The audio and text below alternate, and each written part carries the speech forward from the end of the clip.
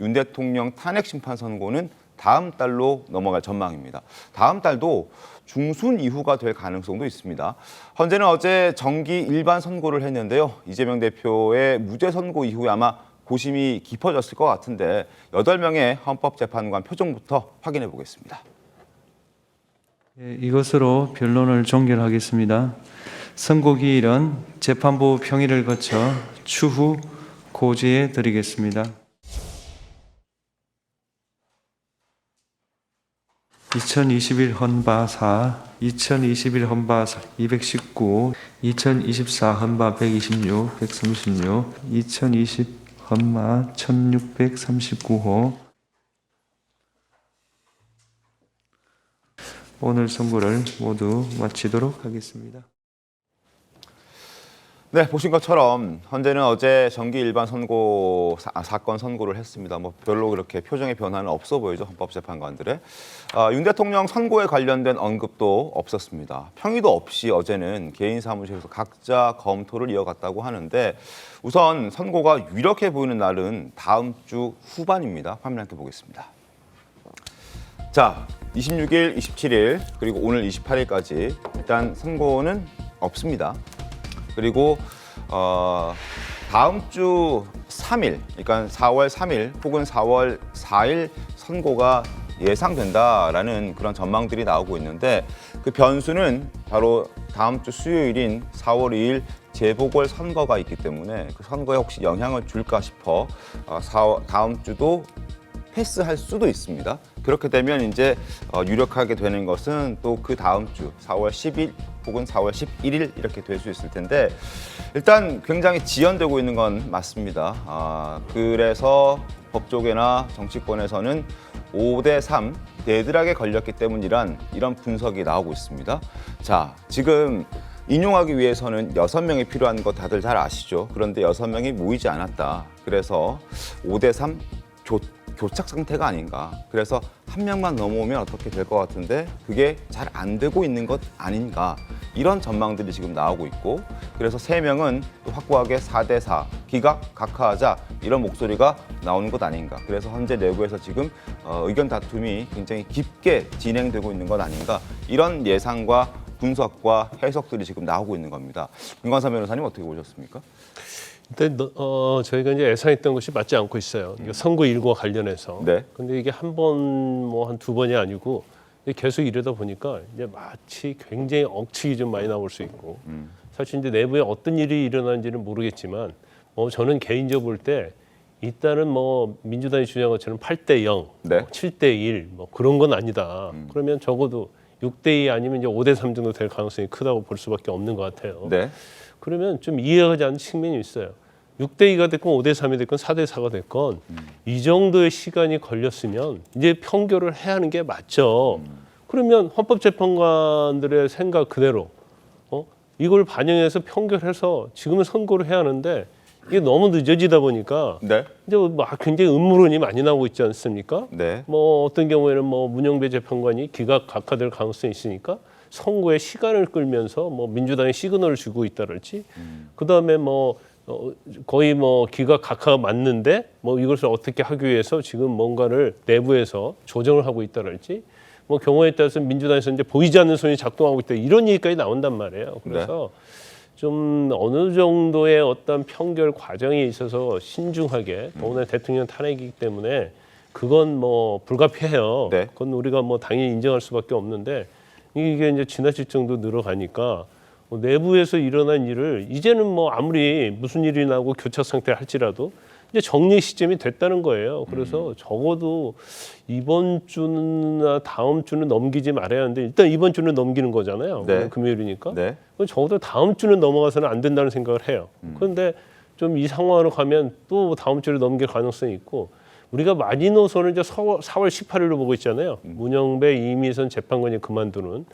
근데 그 전주에는 무조건 될 것이라고 생각하고 있지만 또 이것도 이제까지 어떤 상황을 보면 장담할 수 없는 상황이 됐단 말이에요. 네.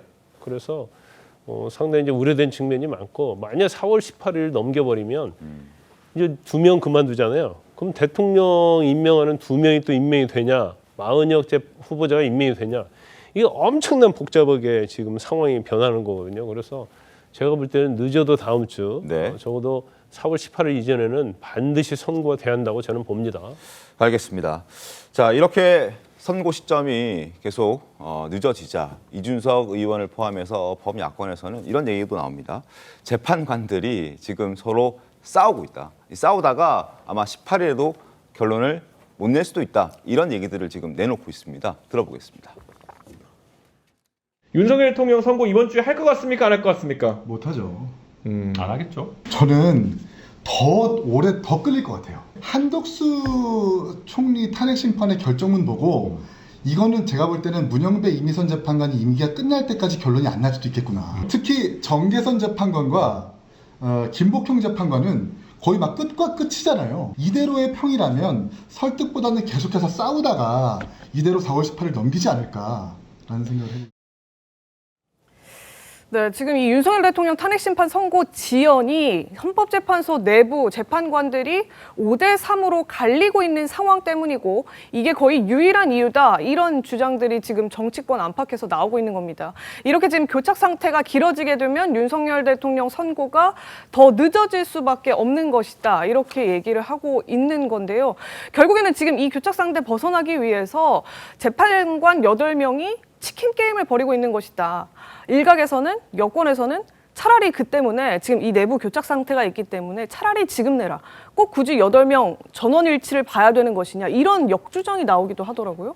뭐 그동안 헌법재판소의 전례상 봤을 때 5대3으로 결론이 난 적은 없었기 때문에 이번에도 그렇게 나지는 않을 거라고 기대합니다. 특히 지금 헌법재판관들이 뭐 여러 가지를 고민하고 계시는 건 알겠습니다만 네. 그 고민의 깊이가 우리 일반 국민들의 이런 고통의 깊이보다 더 깊지는 않을 것 같다는 생각이 들고 지금 그 헌법재판관들께서 빠르게 판단을 해주지 않는다면 네. 이것은 헌법재판관 개인의 문제가 아니라 헌법재판소에 대한 푸신으로 갈 수밖에 없다. 이 무책임한 상황을 언제까지 방치할 것이냐. 지금 전 국민이 또 전 세계인이 12.3 비상계엄에 대해서 그 당시의 상황들을 아주 그 생방송으로 다 목도를 한 이 과정을 네. 어떻게 넉 달이 다 되어 가도록 이 상황을 종결짓지 못하고 있느냐 하는 부분에 대해서 지금 탄식을 보내고 있는 거 아니겠습니까? 그렇다면 헌법재판관들께서 지금 이 상황에 대한 법리 논쟁뿐만 아니라 이 모든 국론의 분열 과정들, 헌정 질서의 회복이라고 하는 이 목표를 빠르게 수호하기 위해서 헌법재판관 본연의 책임을 다해 주셔야 된다. 그러기 위해서는 다음 주 내에 분명히 결론을 좀 내주셔야 될 것이다. 저도 그렇게 생각하고 있습니다. 그러게요. 이게 지금 논란이 되고 있는 것 같습니다. 기간이 길어지는 것에 대해서 과연 헌법재판관 내부에 어떤 일이 벌어지고 있기 때문에 기간이 이렇게 역대 최장기로 대통령 탄핵 심판의 역대 최장기로 길어지는 것이냐. 내부에 만약에 이렇게 분열이 있고 이견이 있다고 하면 헌재는 이견이 있는 대로 그대로 판결을 내릴 수도 있는 것 아닌가요? 어떤 건지 맞습니다. 궁금합니다. 저는 5대3이든 4대4든 그런 어떤 의견 차가 있다면 그대로 하면 되는데 저는 생각할 때 헌재 내부의 고민이 깊은 건 그 어떤 이견이 있는 것도 이견이지만 사실 헌재가 그 재판을 진행하는 과정 속에서 여러 가지 졸속 논란이 있지 않았습니까? 네. 근데 결정문을 써야 되잖아요. 근데 네. 어떤 부분에 대해서 헌재법이든 형사소송법이든 그거를 적용을 해야 되는데 헌재 자체가 그거를 제대로 위헌적이고 위법적인 사항이 좀 있었습니다. 그 길 지정이나 그다음에 형사소송법 개정된 부분에 대해서 무시하고 일방적으로 수사기관에 있던 증거를 쓸 수 있게끔 하지 않았습니까?